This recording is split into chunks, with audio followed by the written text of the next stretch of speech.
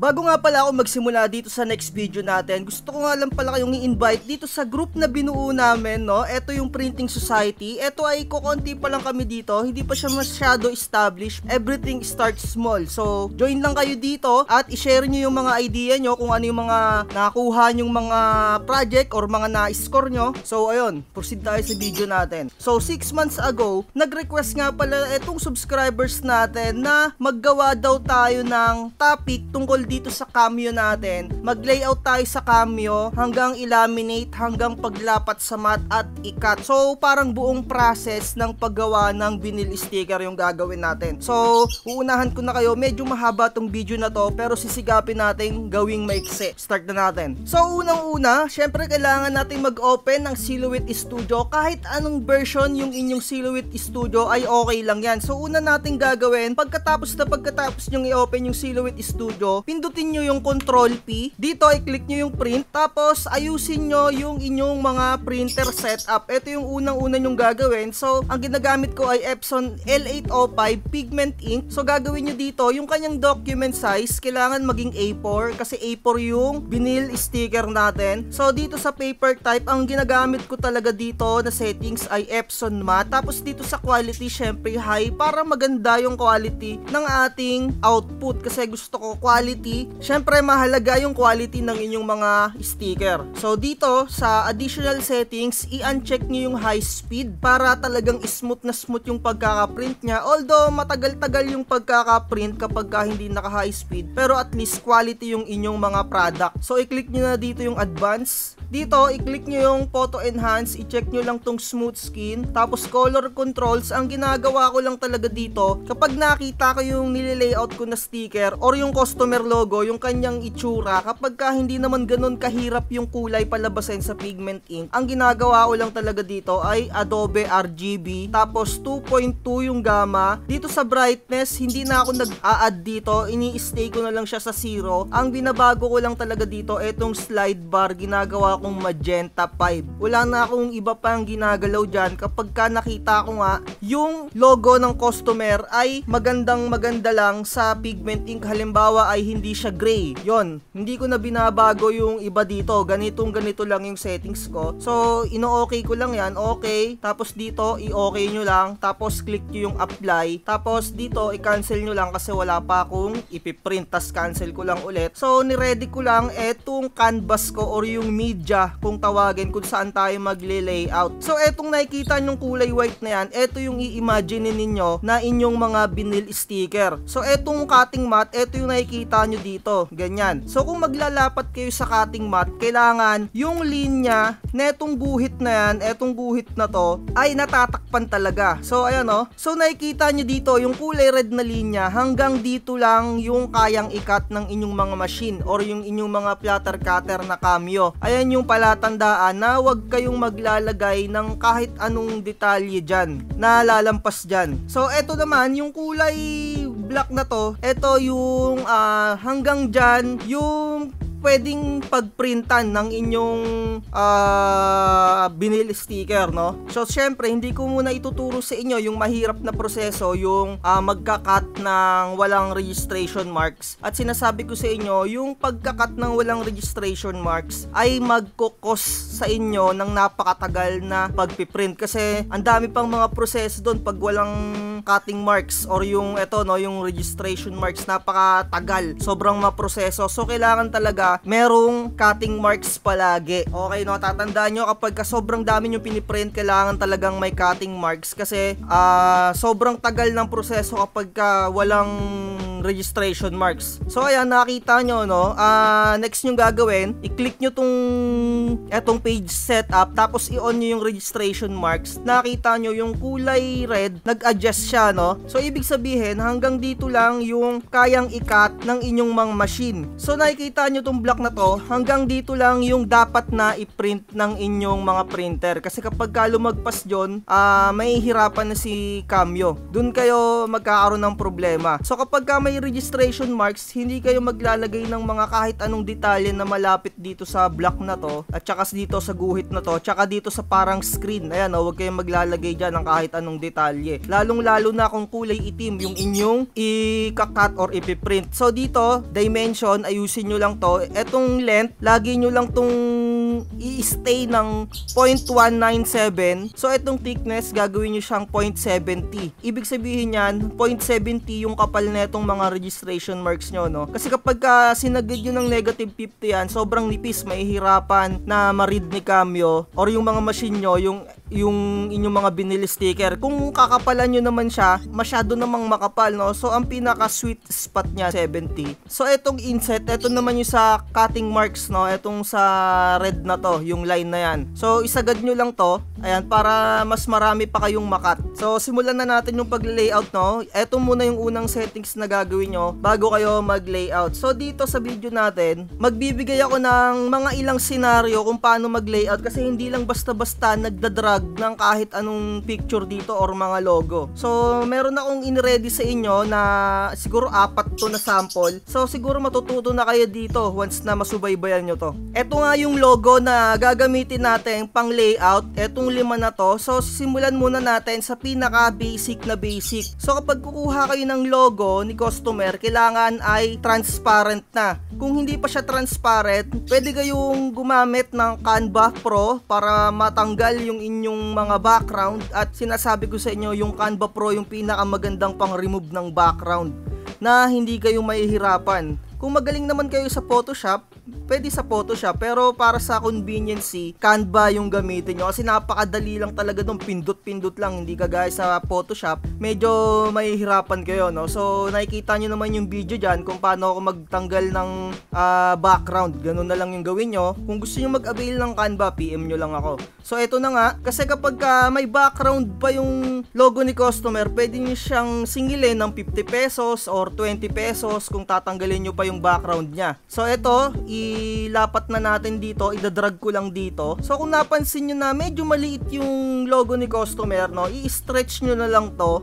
hanggang sa pinaka-safe na stretch ng logo. So kapag i-stretch nyo to, make sure na itong kandado nakalock lang yan para hindi mabago yung kanyang layout or hindi ma-distort yung image. Halimbawa, kapag in-unlock ko to, halimbawa ginawa akong 5, nakita nyo, no, yung logo niya ay na-distort. Ibig sabihin na nawala yung parang pinakahulma. So ulitin natin, kapag nakalock siya, halimbawa gagawin kong 2.2. So ayan, nakita nyo, no, hindi naman siya na-distort. At kung mapapansin nyo, hindi pa ganon kalabo yung logo ni customer. So okay na okay pa. So dito, goods na goods pa to. So ready to cut na to, wala na kayong iba pang gagawin dyan, i-layout nyo na lang ng ganyan. So sinasabi ko nga sa inyo, wag nyong ilalapit yung inyong mga logo dito masyado sa registration marks na to, no? Hindi yung ganyan na ganyan, kasi kapag dito, hindi niya makakat tong nasa pinakadulo na to, hanggang dito lang yung cut niya, itong linya na to, no? So dapat tamang pag-layout, no, hanggang dito lang, yung ganyan. Tapos kung puro ganito lang, yung normal lang na sticker, ito yung pinakamadaling i-layout, no? Yung pagka-drag mo, i-resize mo lang ng konti, ready to cut na siya. So halimbawa, ganito, sa normal, ganyan,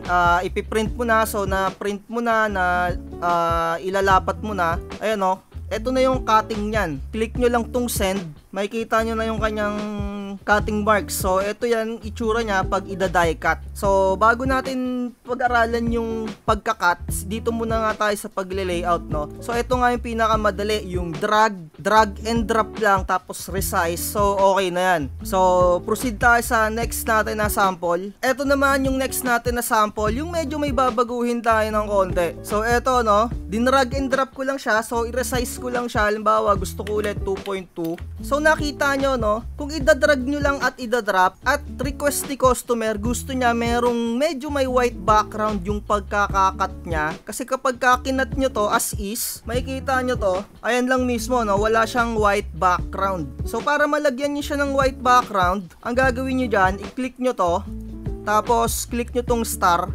meron niya nakalagay dito na offset. So kung sapat na sa inyo yung ganitong offset, ayan, or gusto nyo dagdagan nyo pa ng konti, ayan, So, ganyan na yung magiging cut neto ni customer, no? Medyo meron siyang background na konti dito. Ayan, no? So, kung mapapansin nyo, pares na kulay red yung inyong cutting marks. So, kapag isinend nyo yan kay Cameo sa mga machine nyo, parehas niyang ikakat tong kulay red na yan. So, para maiwasan nyo yung parehas na pagkakat, babaguhin nyo yung ginawa nyong offset, no? Etong ginawa nyo na to. Yung offset na to, pwede nyong baguhin yung kulay niyan, gawin nyo siyang, yung sky blue. Ganyan yung lagi kong ginagamit, yung sky blue, para kitang-kita. Tapos, pwede nyo siyang i-drag dito ulit. So, goods na goods. Para hindi gumalaw, i-highlight nyo, tapos i-group nyo, no? Para hindi na lumabas. Kasi kapag kainan group mo yan, ayun, no, gumagalaw yan, no? Pagka-click mo. So, halimbawa, ayaw ni customer ng kulay white yung background, gusto ni customer kulay itim. So, alisin mo lang to, eto, click mo tong kulay blue na to, gawin mo siyang kulay black. Ayan, naging black na siya. So, kapag ginroup mo yan, meron na siyang black na background. Kung ayaw niya na white, kung gusto niya black. Pero syempre, no, yung machine natin ay hindi yan perfecto. Kailangan mo dyan mag-offset kasi etong black na yan, maaaring sumablay yung pagkakakat ng inyong mga machine. Para sumakto talaga, maggagawa ulit kayo ng offset. I-highlight nyo lang to ulit, tapos click nyo yung offset. Ayan, o. So, meron na kayong isa pang offset na kulay pula. Baguhin mo lang yung kulay pula para hindi magkaparehas. Gawin mong kulay dilaw. Tapos, gawin mong kulay black. So, nakikita nyo, yung sky blue na kulay, hanggang dyan lang ikakat niya. Kung sumobra man siya ng konti, meron pa rin nakaagapay na kulay itim dun sa bandang, niya, yung susobrahan, no? So, goods na yan. Kung gusto niyang kulay black yung kanyang outline. Gets nyo? So, ibalik lang natin sa kulay puti. Ayan. Ito yung pagbabago ng kulay. Ayan, no? Ayan. Group. So, gusto ko kulay puti lang kasi yung nandito. So, etong nauna natin, gusto ko siyang baguhin na kulay sky blue din yung kanyang cutting marks kasi pagsasabay-sabay natin yung pagkaka-print nito. So, next na tayo sa isa pa nating sample. Ito naman yung medyo komplikado na to. Drag and drop nyo lang ulit dito sa inyong media. So, malaki siya na logo. So, papalitin lang natin siya. Gawin natin 2.3. Sige, 2.3. So, kung makikita nyo to, no? Click nyo yung send. Tignan nyo yung cutting mark nya. So, kulay red. Tapos, makikita nyo kapag kinat ng inyong machine to, hiwa-hiwalay. Maghihiwa-hiwalay yung mga letter. Ayun, no? Wala siyang nakadikit dito. Hindi siya nakadikit. Kapag tinanggal mo yan sa vinyl sticker, nakahiwalay yan. So, ang gagawin mo dyan, pagka mga ganyan yung logo ng customer mo, i-click mo to, tapos syempre kailangan mo mag-offset. So ayan, may offset na, pero pagka tinanggal mo yan, makikita mo may mga dumi-dumi or yung mga sobrang linya. So ang gagawin mo dyan para maging smooth nyan, i-click mo yung circle, eto, no, etong round na to. Ayan, ipaikot mo ng ganito. So ganyan na, click mo tong, tapos right click, click mo tong weld. Eto, no, yung weld. So, ayun, nabura na. So, para maging smooth din tong dito banda, ulitin mo lang ulit yung part na yon. So, kung meron pang natitirang mga iba pang unwanted na lines, ulit-ulitin nyo lang yon, or pwede nyong i-click eto, tapos i-click nyo tong mga end point, yung mga arrow-arrow na yan, tapos pindutin mo yung delete. So, kung mapapansin mo, kulay red yung kanyang outline or yung kanyang cutting marks. Pagka kinat mo yan, parehas niyang ikakat yan ng machine. So, kagaya nga ng tinuro ko nung una, ito ay papalitan mo ng kulay sky blue or kahit anong kulay na desire mo, no? Ganyan yung magiging cutting marks nyo, yung kulay sky blue. So, i-click mo na yan, tapos group. Para makita mo naman yung kalalabasan niya, no? Ito yung mga isa kong ginagawa, no? Kumuha ka ng kopya niyan dito, ilabas mo dito, no? Tapos, i-right click mo, click mo yung weld. Ayan, ganyan yung magiging output ng inyong sticker kapag kinat nyo or naka-die cut na. Ayan, oh, kulay puti yung background. So kung gusto nga ulit ni customer na kulay itim, so yung tinuro ko sa inyo nung una, ganun lang yung gagawin nyo. Ungroup nyo to, tapos etong kulay blue na to, gawin yung kulay itim, tapos ilagay nyo to dito. Kung napapansin nyo, no, nasa ilalim siya. Paano siya aangat, no? I-right click mo lang to, meron niyang bring front. Ayan, oh, nasa labas na siya. So, So, syempre, hindi yan sasakto. Yung inyong mga machine ay hindi naman perfecto yan. Para sumakto, etong kulay itim na to, gawan nyo rin ng offset, no? Gawin nyo rin kulay itim. Tapos, yung kanyang cutting marks, gawin yung kulay dilaw. Tapos, eto ay ilagay nyo na ulit dito. Ayan, goods na. Tapos, group. Ayan, okay na. Ganyan yung pag-layout. So, kung titignan na natin dito to, ayan, pagka kinat nyo na, click nyo yung send para makita nyo palagi yung kulay. So, nakikita nyo ang daming mga kulay, no? Pwede nyong patayin yan, parang ilaw lang din yan. Merong on-off switch, etong check-check na yan, ayan, no? So, yan, para mas umilaw, kailangan nyo yung naka-check, ayan. So, kung makikita nyo yung mga linya ng kulay sky blue, hindi siya masyado nakasagad dito. Para gusto nyo maging sagad na sagad yung cut ng dito, ang gagawin nyo, i-click nyo tong i-click nyo tong parang may end point, etong tool dock, no? Tapos, i-select nyo yung kulay blue. Medyo mahirap nga lang i-select, pero magagawa nyo rin ang paraan yan. Ungroup, tapos dito. So, balik. Ayan, no? Pwede nyo i-adjust ng konti yan, ng ganon. Tapos ito, i-click nyo na, balik nyo na dito. So, ayan, no? Kung hindi tumama, hindi sumakto, ayan, ayusin nyo na lang. Ayan, diba? Kung gusto nyo yung sagad na sagad or ganun yung cut, ayan, pwede nyo mabago. Sana naintindihan nyo, no? Ito lang yan, ito. So, group na natin to. Ayan, group para hindi gumalaw. So, ready na natin dito to. Tapos dito para hindi sayang yung space. So, dito naman tayo sa next nating sample. Etong good action. Kapag ganito naman yung logo nyo, i-drag nyo dito. So, makikita nyo, no, parang bitin na bitin pa yung kanyang background. Kapag ganyan, pwede kayong gumawa ng rectangle na round corner or yung matulis, no. Pero para sa akin, ito yung gagawin ko. Etong round corner. Gawan nyo lang ng ganito.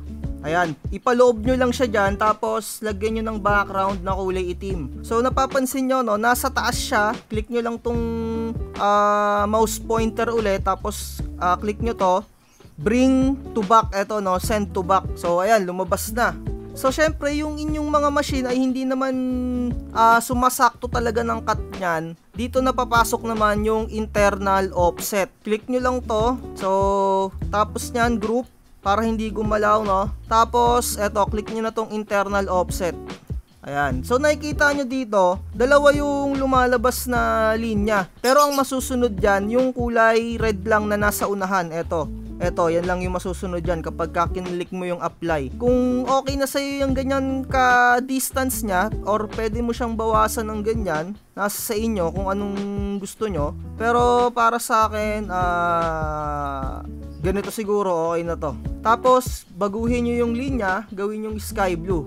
Ayan, pagka kinlik mo yung apply or kahit mag-click ka dito sa labas ng dito parte, magiging isa na lang yan. Basta i-click mo yung apply or mag-click ka dito. Ayan na. So, group mo ulit yan para hindi gumalaw. Kasi kapag hindi mo ginroup, ayan, no, lumalabas siya. Kailangan i-group mo lagi. So, kapag kinlik mo yung send, makikita mo yung kanyang cutting marks. Ayan, ganyan yung magiging itsura niya kapag ikakat mo na. So, ayan, ang dami na nating nalilayout. Dito natin siya banda. So, next natin, etong isa. So, eto, i-drag and drop nyo lang ulit. So, mapapansin nyo, no, wala siyang background. So, baguhin muna natin yung kanyang size. Gusto ko yung height niya ay 3.5. Ayan, o, eto na, okay na tong 3.4. So, makikita nyo, no, nung kinilik ko yung settings ng height, hindi na di-distort kasi laging nakalock to. Kasi kung hindi nyo siya ilalak, papakita ko sa inyo. Kagaya nga nung kanina, kung hindi mo to ilalak, 3.5. Ayan, o, nadi-distort siya. Kung dito babaguhin mo din, o, medyo hindi na ganun kaganda yung kanyang layout. Medyo lumapad siya. So, kung okay lang sa inyo na lumapad ng ganito, so, goods na yan. Pero para sa akin, no, ayoko ng ganyan. Gusto ko talaga yung, kung ano yung design na dumating sa akin, kung ano yung binigay ni customer na design, ay hindi ko mababago or hindi ko i-distort. Ayan, gusto ko 3.4. Ayan, ito yung logo niya. Ganyan yung pinaka-itsura. Hindi na distort, hindi lumapad, hindi humaba. So, ganyan lang. Kung makikita nyo, no, wala nga siyang background. Ang gagawin nyo dyan, maggawa kayo ng rectangle ulit. Kuha kayo ng size niya. Kung para sa inyo, sapat na yan. Ayan, kung pantay na yan, goods na yan. Pero kung gusto nyong babaan yung ditong parte, ayan, medyo idikit nyo siyang ganyan. Tapos, gawin yung kulay itim. So, kagaya nung ginawa natin kanina, right click, send to back. So, ayan, meron na siyang background. Tapos, so kung gusto niyo naman na kulay white lang yung background, sasample lang ko kayo ng kulay white. So kung nakikita nyo to, no, kulay black to, gawin nyo lang siyang transparent. Ayan, ganyan nyo lang siya. Ganyan. Bring to front. Tapos i-highlight mo lang to, group. Ang magiging output mo niyan kapag hindi mo nilagyan ng background, ganyan, 'di ba? Gets nyo? Kapag hindi nyo nilagyan ng background, ulit, no, kung hindi kayo nakasabay, ulit. So, 'di ba, ito yung logo ni customer. Kung hindi nyo lalagyan ng background na black, so kulay white lang. So, para makita nyo yung magiging pinaka-output, eto, gawin nyo siyang white. Gawin nyo siyang white, tapos send to back. Ayan, ganyan yung magiging output kapag kinat. So, syempre, kulay red, ano ka dyan, dito, mag-inset ka. Ito, no, gagawin mo siyang kulay sky blue, ayan. So kapag kulay white lang, ganyan. Tapos group mo na yan. Meron ka ng kulay white. So ito yung kulay black, ganun din yung gagawin natin. Alisin mo to, tapos dito internal offset. Yung kulay red na yan, kailangan kulay sky blue or kung anong gusto mong kulay. Yung sky blue lang yung ginagamit ko kasi mas kitang kita ko yung linya na yun kapag sky blue. So kapag pinagsama-sama mo na, group mo lang ulit. Okay? Tapos dito, para mapagkasya-kasya nyo, ayan, pagkasya-kasyahin nyo na lang. Diba? So, ito, yan, gawan na lang natin ng isa pa. Para hindi sayang yung space. So, kung makikita nyo, no, dinidiinan ko lang yung shift para pantay. Kasi kapag hindi ko siya inikot, nang hindi naka-hold yung shift, ayun, no, hindi siya umaano ng eksakto. Kailangan shift, ayun, no, nag-i-stay siya ng 90 degrees. Pagka iniikot ko, naka-hold yung shift. So, ito na yung ating layout. Ito lang yung nagkasya sa A4. Nasa sa inyo kung anong size yung gusto nyo. Tapos nyan, magpuproceed na tayo sa pag-print. Pero bago nyo i-print, kailangan maayos na maayos yung pag-layout nyo dito.